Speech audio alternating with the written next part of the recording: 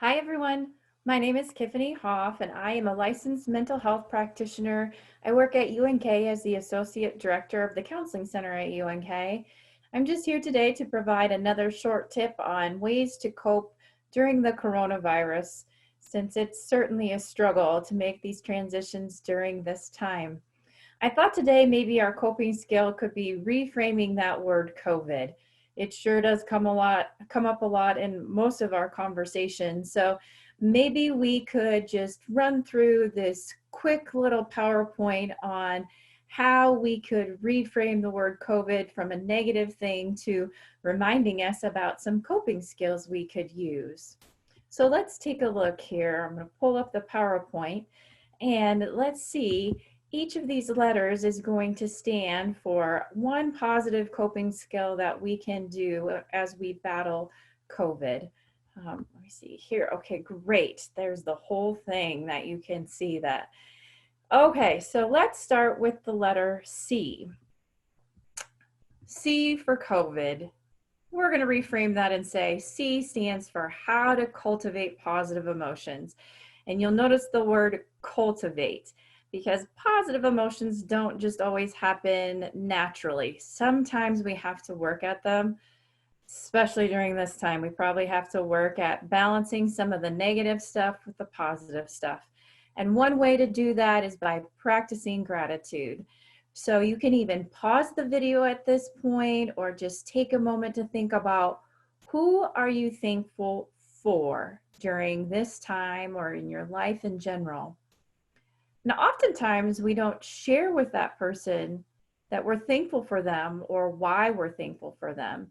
So your coping skill for C is to take a few moments and actually write that person a thank you card. Or you could even write them a thank you email and be specific in letting them know why you're thankful for them. You'll find that just taking a few minutes to express your gratitude to them can really have a significant impact on your mood. Lots of times we think about who we're grateful for and the wonderful things they do for us, but we don't tell them. So this is a win-win. The person who's receiving your thank you note will be happy, I'm sure, and it will also lift your mood. The O in COVID, instead, it's going to stand for offer. Offering kindness, hope, assistance when you can. So way back, Greek philosophers, when they were talking about happiness, it wasn't about what they could get. They didn't define happiness by what we get or the goals we achieve, but that a feeling of happiness can come when we help others to feel happy or when we do something for others. So even though you may not be feeling very hopeful right now, offering that hope to other people, there's a direct correlation with your overall well-being when you give your time, resources, money, or just your compassion to other people. V in COVID stands for vision. This would be a really good time to just pause the video, take 5 or 10 minutes, and imagine your best possible self. So in the following areas of your relationships, your career and your job, and your personal life, what does your best possible self look like in all these areas? Is it to be a more patient parent? Is it to connect with your own family members? Is your best possible self that you are going to manage your time differently in your job or your career once coronavirus restrictions have lifted? So imagining what do you want from your life in these areas and your best possible self, and actually writing those things down. It can help with your motivation. I don't know about you, but my motivation lately has been low to kind of do some of the things I normally would do. So it can help with your motivation. It can help remind you of what your purpose is here in life, even though some of those things might be temporarily suspended. And research tells us that this little exercise can also boost our mood.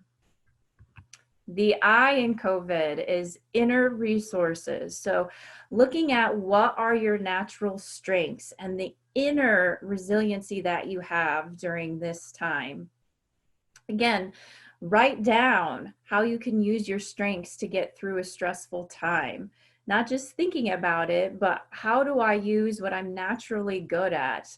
And I wouldn't say the outside things, if you're good at sports, what are the inner things, the virtues, the values? Is it generosity? Is it spirituality?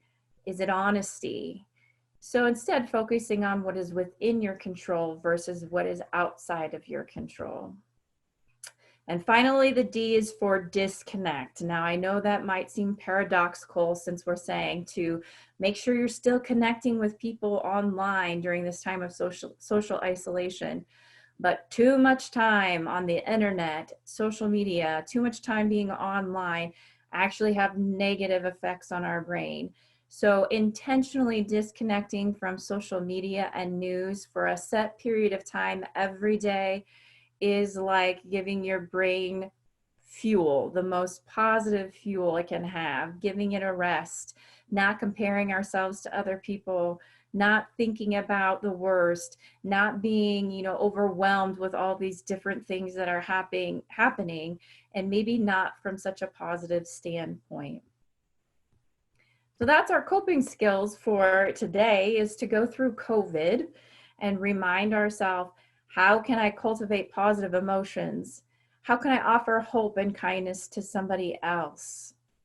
What's my vision for my future? What are my inner resources and strengths? And disconnecting for a certain amount of time.